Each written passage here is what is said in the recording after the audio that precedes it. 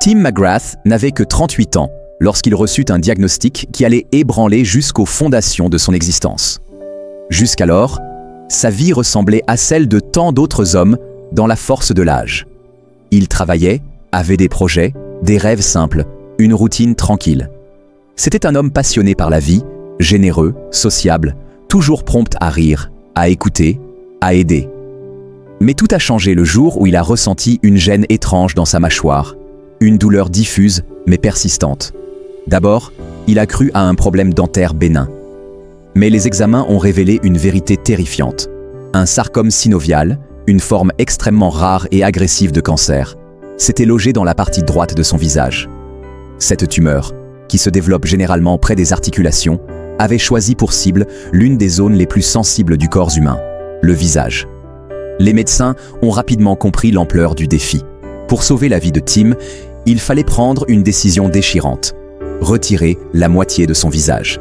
Le moment où Tim a appris qu'on devrait lui enlever une partie de son visage a été un choc d'une violence inouïe. Comment pouvait-on continuer à vivre quand le miroir ne reflèterait plus jamais le même homme? Comment affronter le regard des autres, des enfants, des proches? Comment survivre au poids du regard social quand on ne se reconnaît même plus soi-même? Mais Tim a fait un choix bouleversant. Il a choisi la vie. Il a accepté l'opération, une chirurgie lourde, invasive, mutilante. Une opération qui a duré plusieurs heures, au cours de laquelle les chirurgiens ont dû retirer une grande partie de sa mâchoire inférieure droite, son oreille, une partie de ses muscles faciaux et sa joue droite. À son réveil, le monde n'était plus le même.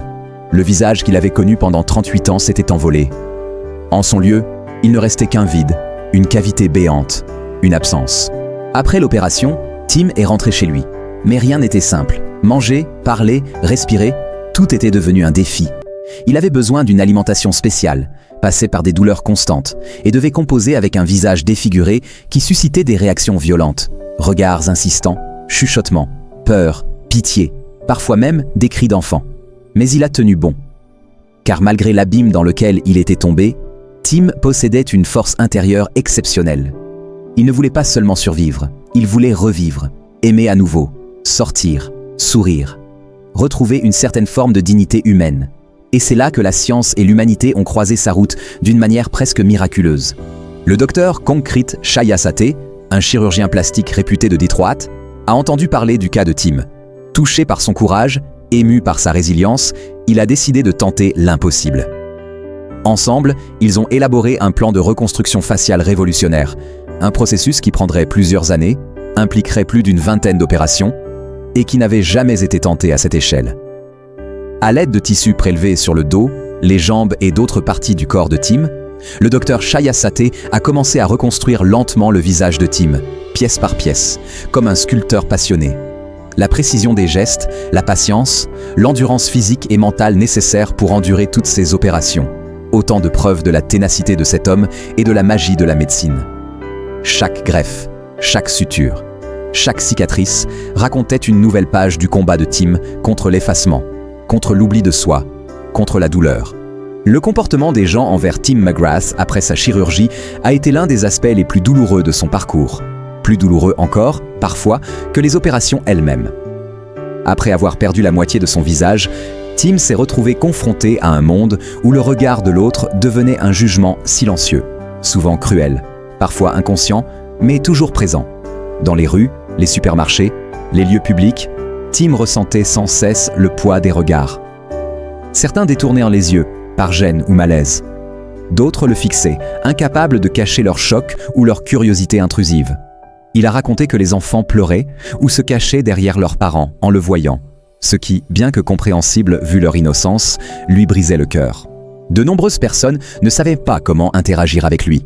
Certaines amitiés se sont effritées. Des gens qu'il connaissait bien ne savaient plus quoi lui dire. Le malaise s'installait, même dans les silences.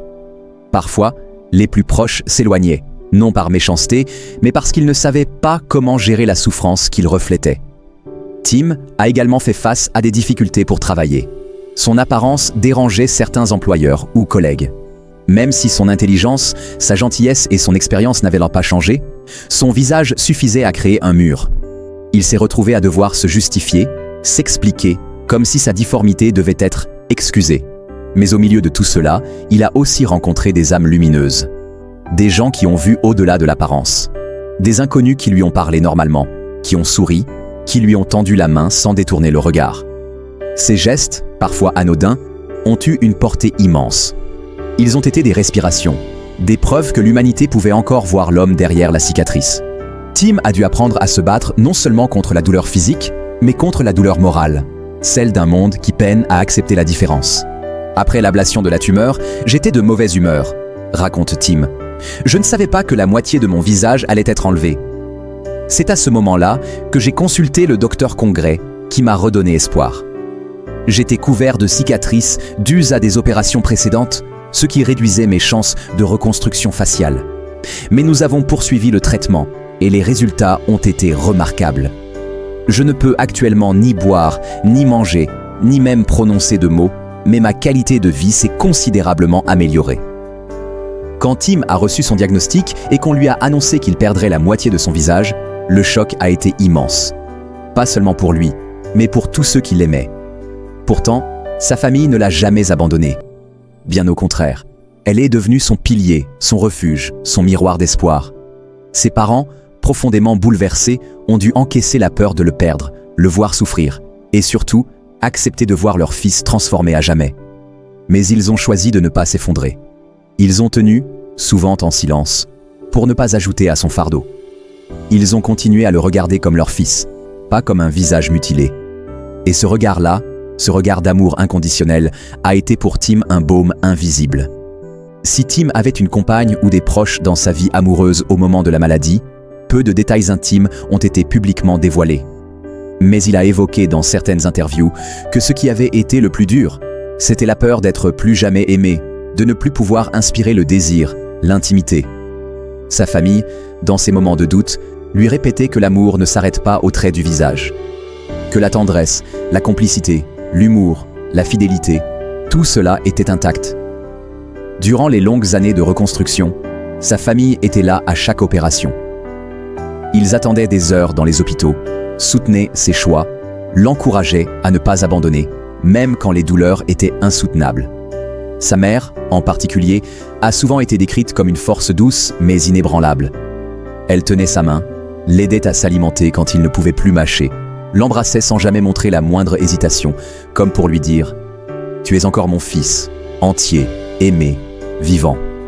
Aujourd'hui, le visage de Tim est certes différent. Il ne retrouvera jamais totalement celui qu'il avait.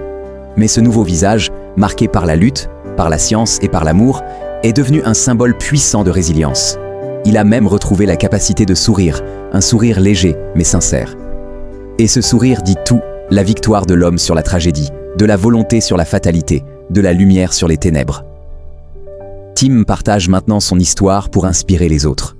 Il parle dans des écoles, participe à des conférences médicales et est devenu une source d'espoir pour tous ceux qui traversent des maladies défigurantes ou qui se sentent brisés. L'histoire de Tim McGrath n'est pas simplement celle d'un homme reconstruit physiquement.